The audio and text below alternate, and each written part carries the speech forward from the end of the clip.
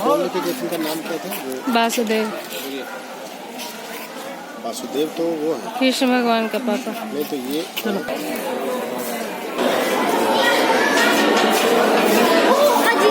पर